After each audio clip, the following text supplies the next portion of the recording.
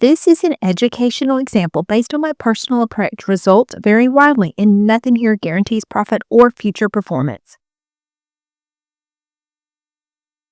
Hello, everybody. Welcome to the Trading with Ashley show. Now, this is going to be a popular video because it's about something that I think a lot of you love learning about, and that is Leaps call options.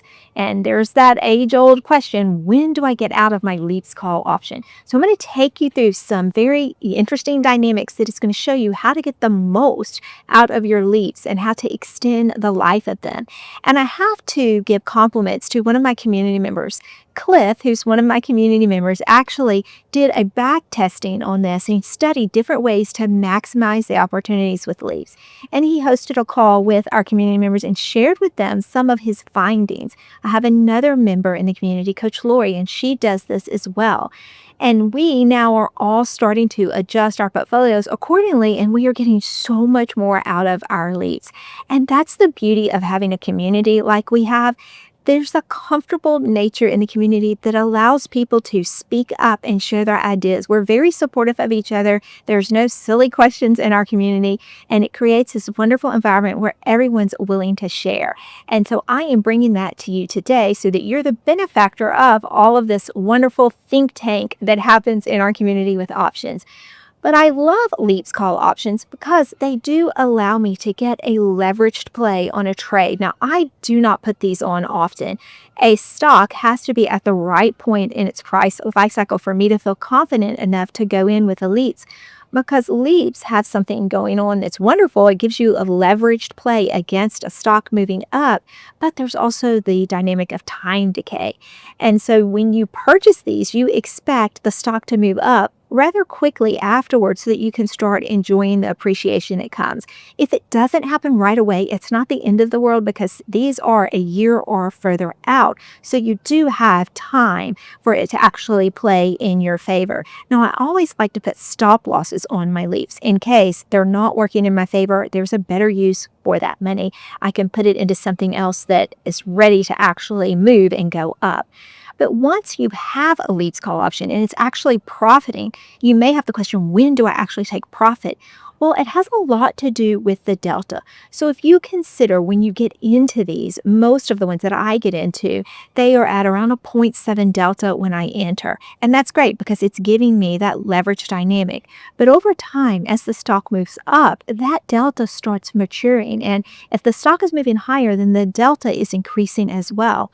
Well, once you reach the point when you're at around a 0.9 delta, now the Leaps is actually moving almost lockstep with the movement of the stock itself. So you've lost at that point the leveraged dynamic. So the whole reason you got into it was for the leverage dynamic.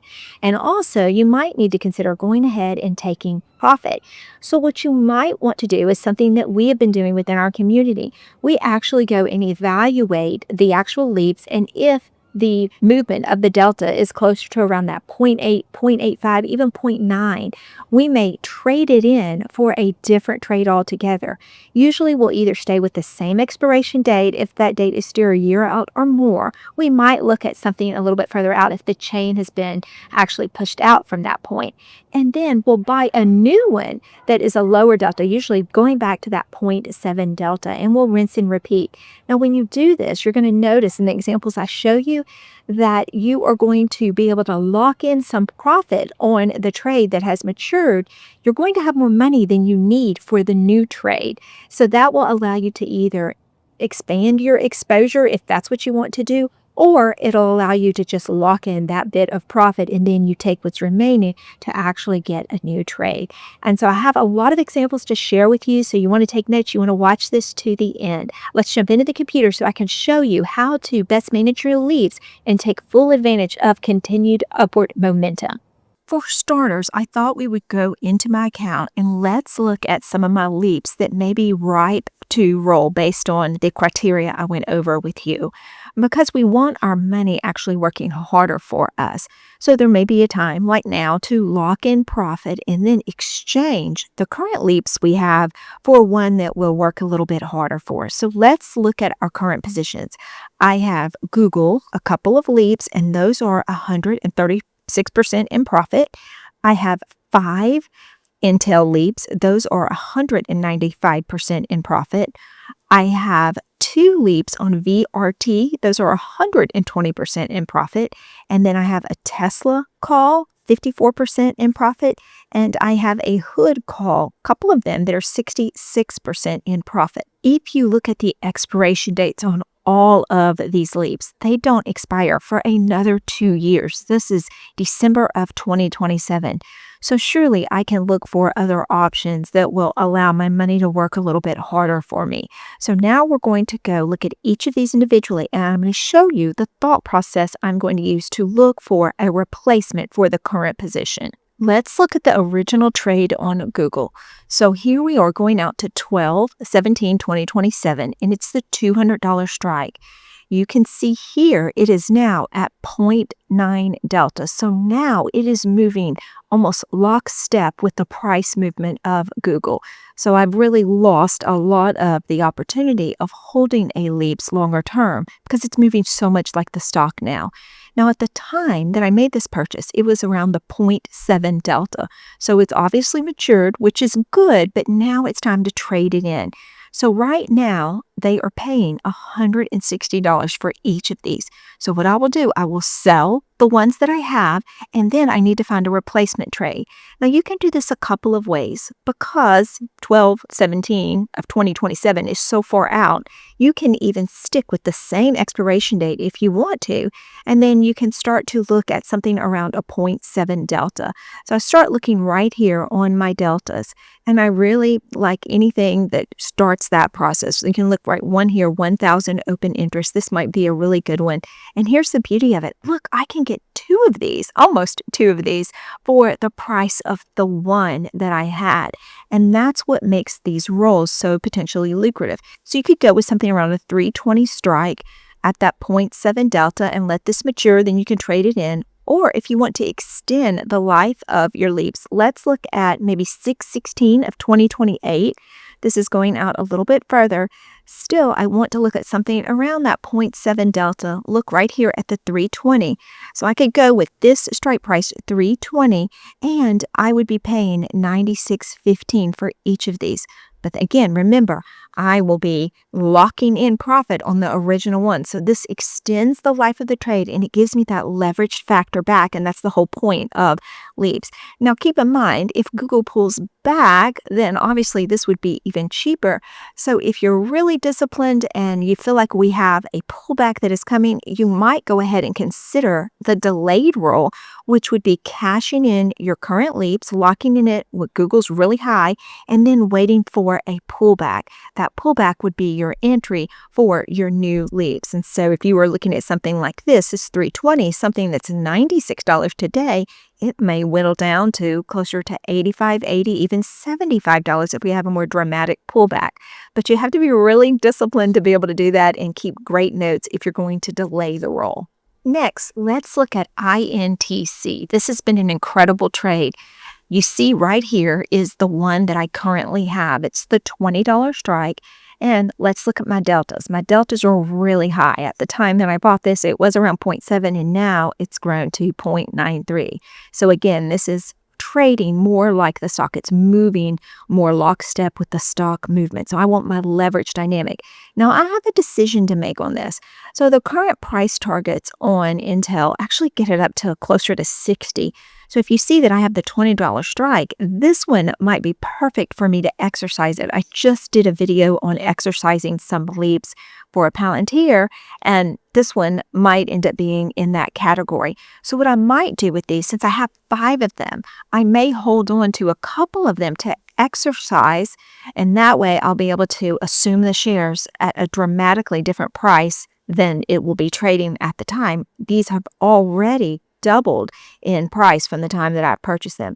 So what I'll consider doing is taking a couple of these and rolling them and then holding on to 2 or 3 of them. So let's look at a potential replacement trade. If I want to consider something around the 0.7 delta, if I stick with the same expiration date, then I like the 45 strike. you can see that these are $16.30. And of course, if I'm trading them in right here for $29.60, I'll be able to lock in profit, and then I'll exchange it for something that's less expensive. So this would be a good trade.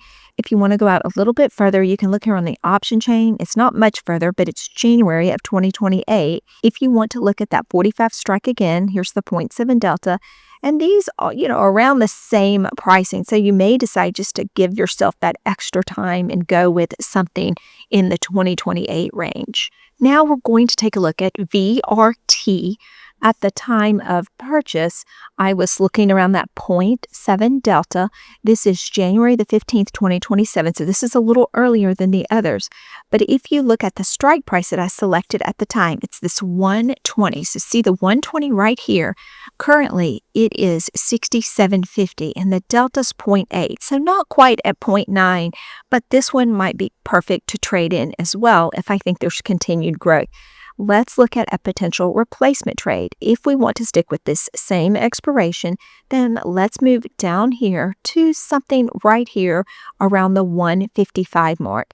There is a little bit more volume and open interest at the 150 mark. That's the 0.72 delta, and this one is $52. So this would be a nice trade. I'll lock in some of the profit, and then I could exchange it for the 150 strike. Let's see if there's something a little bit further out. Okay, we could actually go 1 year further, so that would put us in January of 2028. If we were to do that and we focus on something right here around that 0.7 delta, you can see the 170 here is $59. So this one might be a worthy trade. It gives me a whole nother year and I'm still making a profit. So I really do like the 170, or if you want to consider any of these as the chain matures, you might get more volume and open interest along the way.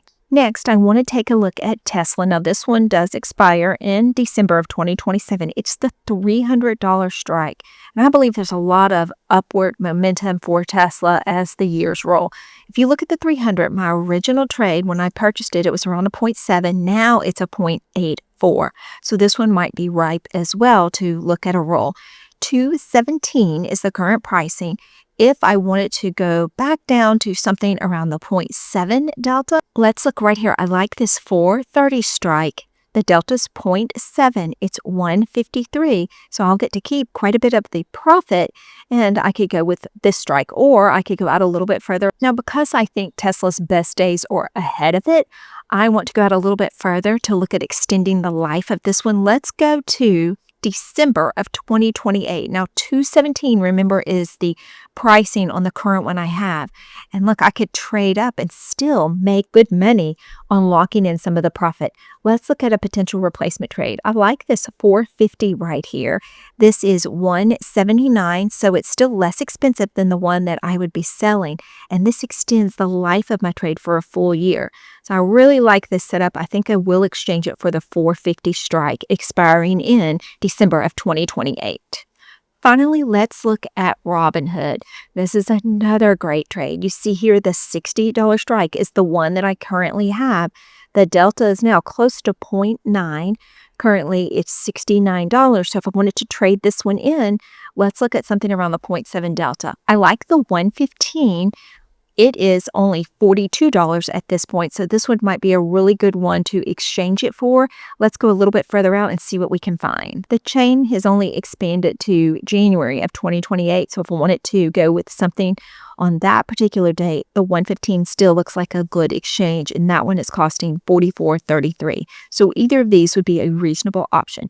The other thing with Robinhood that I could consider doing is holding on to one of these for an exercise later in time and actually exchanging the other one. I may split it up since I have two of them. I'll hold one for exercise and then the other one I will trade up. I am going to take you into my platform, into my broker, and I'm going to show you exactly how to execute the roll on a trade once you've decided what your new strike will be. Here's the roll all populated. You can see I selected roll for Robinhood. I would be selling to close my current trade at the $60 strike. It's a call. Then the other trade I would do with it, this is the second part of the trade. I would buy to open the January 2028 115 call. And you can see right here, the net credit is going to be $24.35. So I'll be making $2,400 from making this trade and extending the life of it. Here's a preview of the actual order. I'm going to go ahead and submit it, and then let's see what happens. Great, that trade was executed. You can see right here, and then you can see the credit I received. So this is just wonderful. It's really the best of both worlds because you are getting to lock in some of the profit and then you're getting to extend the life of the trade. This obviously works best when you have a long-term bullish thesis on a trade. If you feel like a trade has maximized where it can be in the coming years, then you would just want to take the profit and you would not want to extend the life. So hopefully this helps you and it gives you an idea of how to roll your trades to get credit and extend their life. I would love to hear from all of you in the comments. What type of trades are you most interested in me explaining on YouTube? I'll be happy to pour through them and then try to answer some of your requests in the coming days. Remember, if you're with me, Trading with Ashley, there is no trader left behind. Now, since we're on the subject of leaps, I have another video that I think you will enjoy. It will enlighten you on different ways you can look at this incredible trading opportunity when the time is right. You can watch that video right here.